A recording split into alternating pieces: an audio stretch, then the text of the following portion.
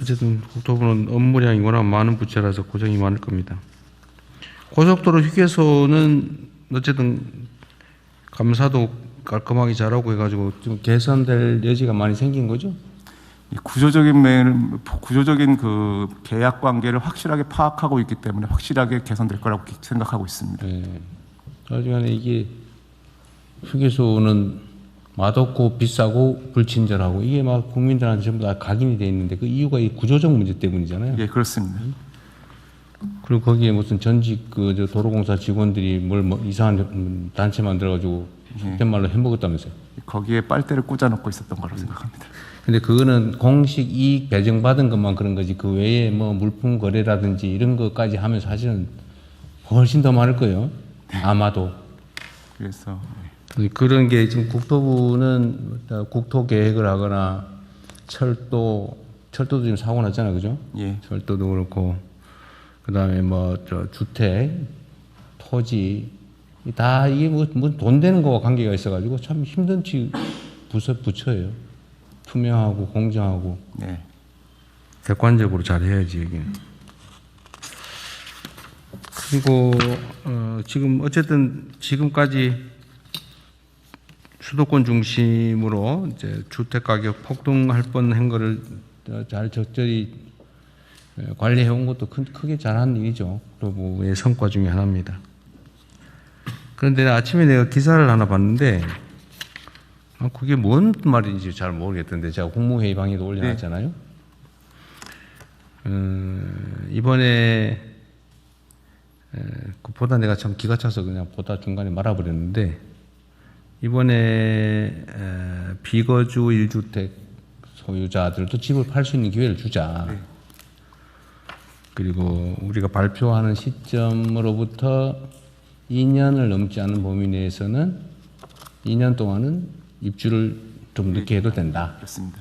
이래놨더니 그게 세입자들의 계약갱신 청구권을 침해한 거다. 뭐 이런 식으로 써놨던데 그게 말이 되는 소리예요? 전혀 사실이 아니기 때문에 예, 임대차보호법상 아니 그건 당연히 세입자의 권리고 2년 지나도록 아직 기간이 갱신을 하게 되면 세입자 살 사람이 못 사겠지. 예, 그렇습니다. 세입자 동의를 안 하면. 동의를 해야 줄일 수가 있는 거지. 세입자의 갱신 청구권은 그대로 유지되는 거잖아요. 네, 그렇습니다. 법에 의해서 그런데 보장된 무슨 기사를 그렇게 가짜로 조작질을 했었습니까? 그래서 오전에 그 보도 해명 자료를 배포를 했고요. 그리고 또 언론중재에 지금 네. 그런 건 엄정하게 대응하세요. 가짜뉴스라고 의도를 가지고 일부러 내가 보기엔 내용을 써놓은 걸 보니까 알면서 일부러 그렇게 쓴 거예요.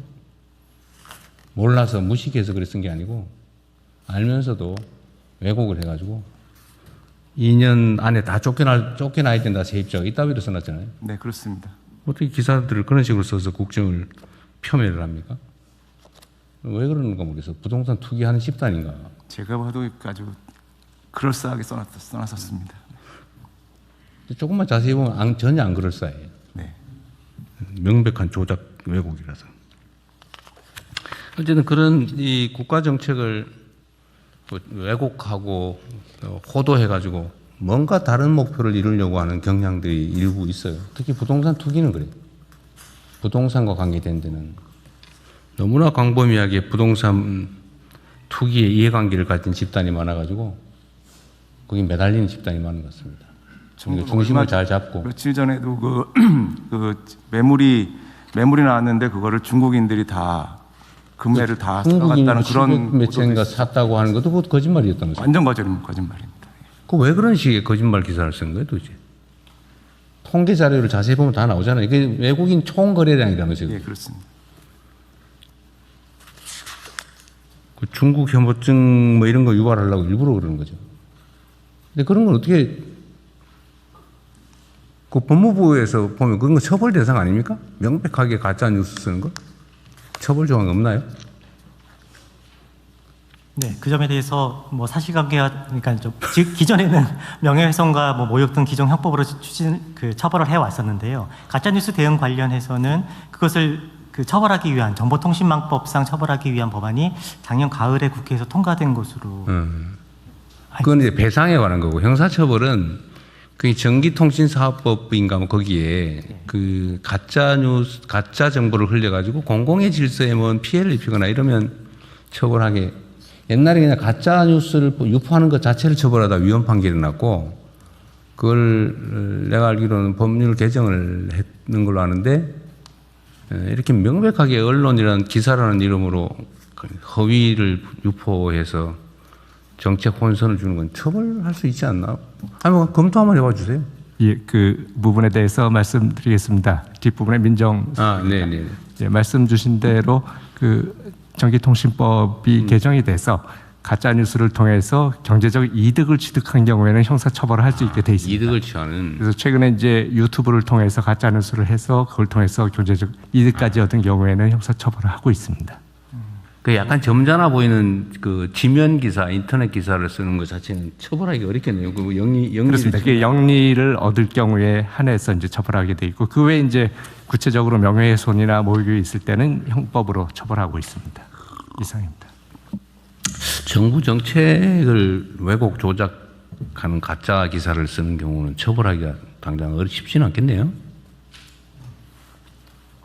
하여튼 그 관련 부처들이 네.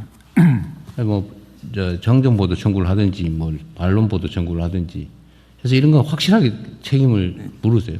그냥 나중에서도 한참 지난 다음에 그러면 그 제목 고쳐줄게 이래가지고 또 대충 넘어가잖아요. 저희 직원들이 아주 굉장히 어렵게 만든 정책을 한순간에 망가뜨린 거기 때문에 적극적으로 대응해야 된다고 생각하고 있습니다. 그것도 얼마나 고민해서 만든. 그리고 그런 것도 있어요. 그 기사 중에 맨날 막 바뀐다.